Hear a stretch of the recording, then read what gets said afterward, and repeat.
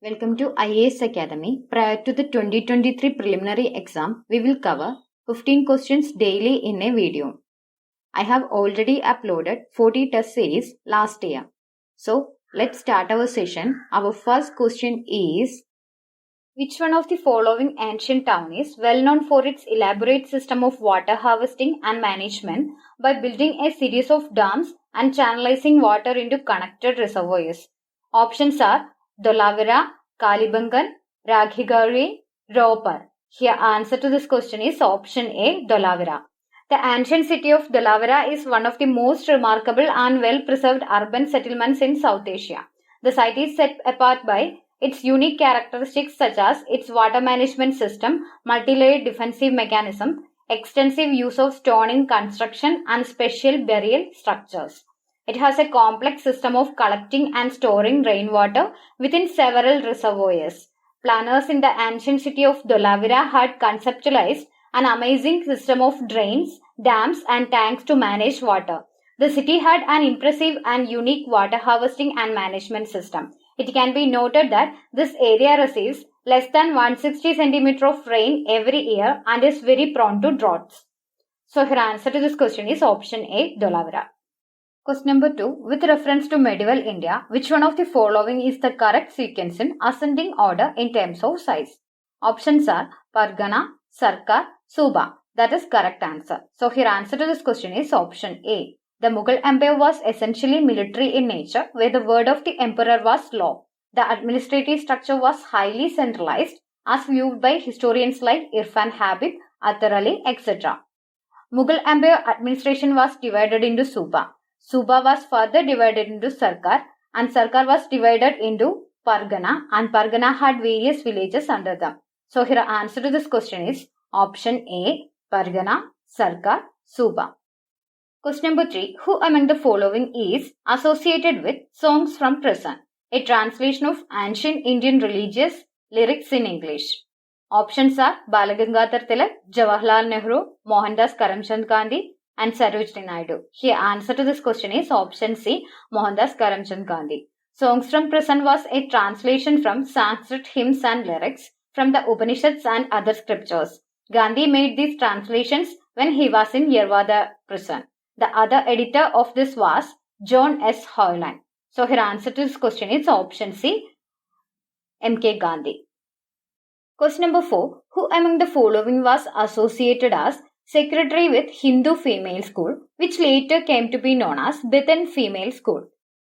Options are Annie Besant, Debendranath Tagore, Ishwar Chandra Vidyasagar, and Sarojini Naidu. Here, answer to this question is option C, Ishwar Chandra Vidyasagar. Ishwar Chandra Vidyasagar was a secretary of Bethan School, also known as Hindu Female School. He was one of the pioneers of higher education for women in India. So, here answer to this question is option C, Ishwar Chandra Vidyasagar. Question number 5. With reference to India, the terms Halbi, Ho, and Kai pertains to. Options are dance forms of Northwest India, musical instruments, prehistoric cave paintings, tribal languages. Here, answer to this question is option D, tribal languages. Halbi, also known as Bastari, is an Eastern Indo-Aryan language and is spoken by tribes across the central part of India. Ho is the tribal language which is written in Warang Chitti script. It is the mother tongue of nearly 10 lakh tribal people living in Odisha and Jharkhand. Kai is a southeastern Dravidian language spoken by Khandas. So, her answer to this question is option D, tribal languages. Question number 6. With reference to palm oil, consider the following statements. Statement number 1. The palm oil tree is native to Southeast Asia. That is incorrect. Statement number 2. The palm oil is a raw material for some industries producing lipstick and perfumes. That is correct. Statement number 3. The palm oil can be used to produce biodiesel. That is also correct. Which of the statements given above are correct? Here, answer to this question is option B. Statement 2 and 3 are correct. Statement 1 is incorrect. Palm oil is derived from oil palm tree, which is native to West Africa and North Southeast Asia and grows best in tropical climates with abundant water. Statement 2 is correct. It is used in cosmetics products like lipstick and perfumes and cleaning products. Palm oil is one of the best options and most cost-effective cosmetics ingredients. It is versatile. Due to its high fatty acid content, it can be used to make surfactant, emulsifiers, emollients. Statement 3 is correct. The palm oil can be used to produce biodiesel. It can be used in compression ignition engines. So here answer to this question is option B. Statement 2 and 3 are correct. Question number 7. The black cotton soil of India has been formed due to weathering of. Options are brown forest soil, fissure volcanic rock, granite and schist, shale and limestone. Here answer to this question is option B. Fissure volcanic rock. Black soil in India is formed by weathering of fissure volcanic rock. Climatic conditions along with the parent rock material is the important factors for the formation of black soil. Black soils are spread mostly across interior Gujarat, Maharashtra, Karnataka and Madhya Pradesh on the Deccan Lava Plateau and the Malwa Plateau, where there is both moderate rainfall and underlying basaltic rock. So here answer to this question is option B. Fissure volcanic rock.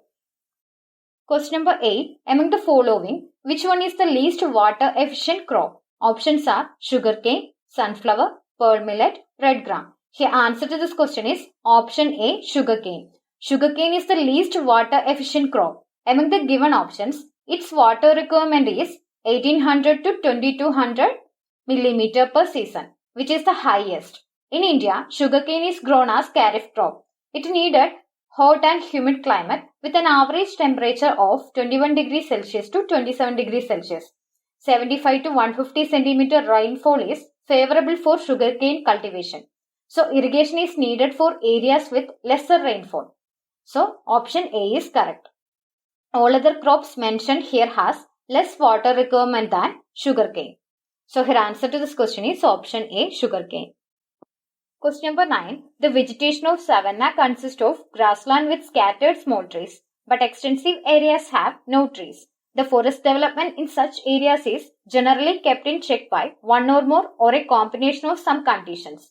Which of the following are such conditions? Options are burrowing animals and termites, fire, grazing herbivores, seasonal rainfall, soil properties. Select the correct answer using the codes given below. Here answer to this question is option C, 2, 3 and 4. That is fire, grazing herbivores, seasonal rainfall have to be checked in this area for forest development.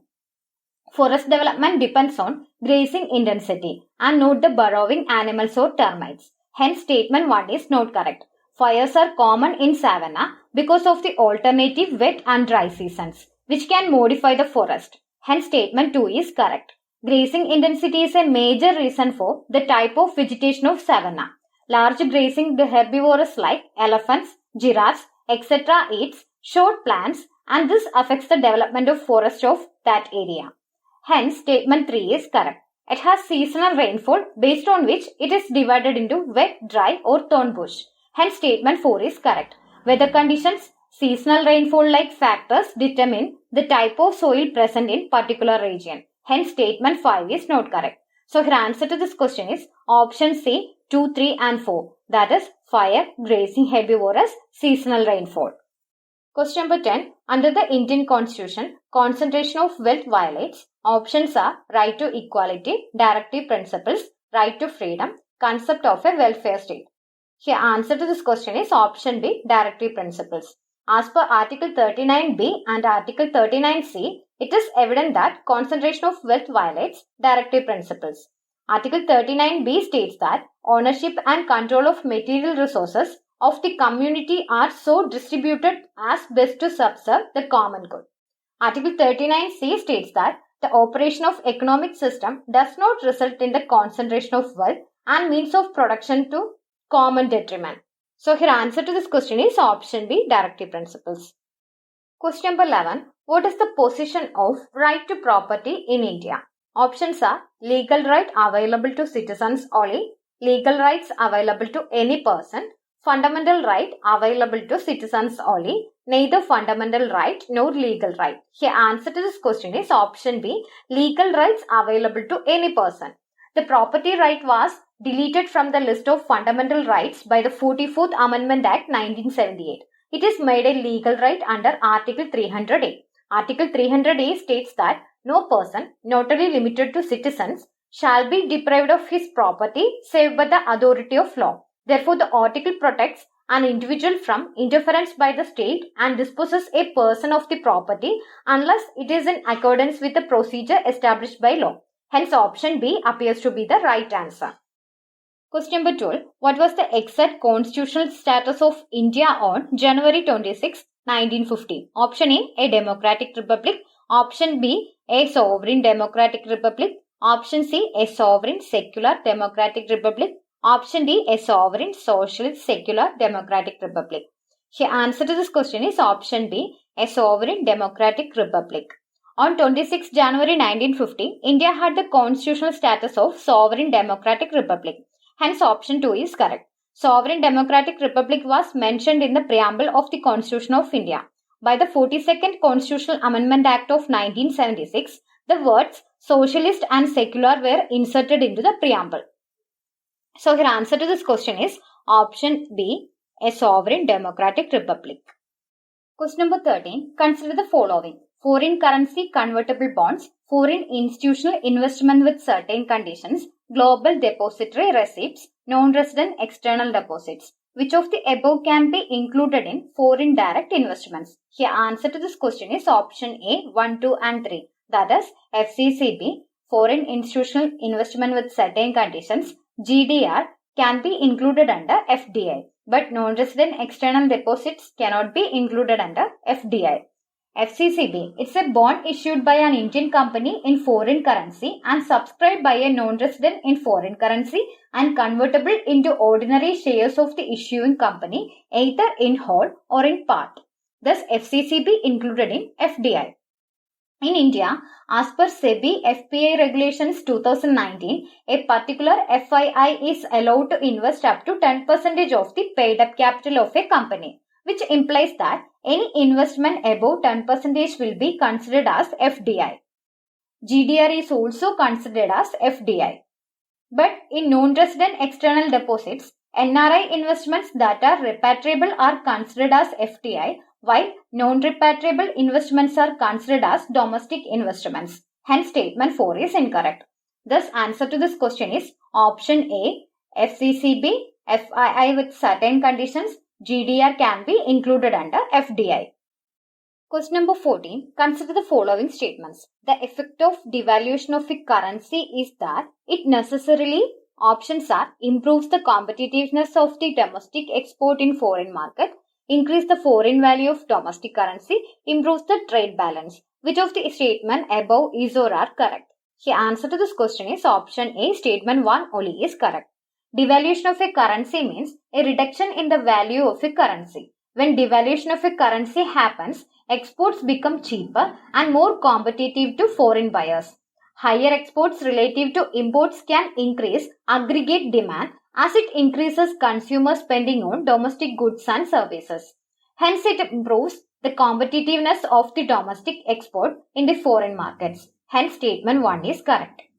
Devaluation occurs when a country intentionally reduces the value of its currency relative to one or more foreign countries. Hence, statement 2 is incorrect.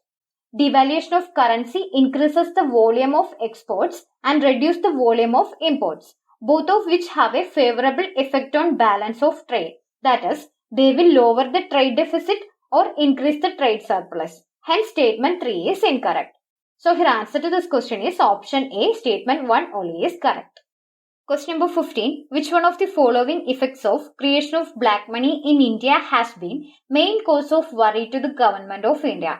Options are diversion of resources to the purchase of real estate and investment in luxury housing, investment in unproductive activities and purchase of precious stones, jewelry, golds, etc., large donations to political parties and growth of regionalism, loss of revenues to the state due to tax evasion. Here, answer to this question is option D, loss of revenues to the state due to tax evasion. Black money includes all funds earned through all illegal activities and otherwise legal income that is not recorded for tax purpose.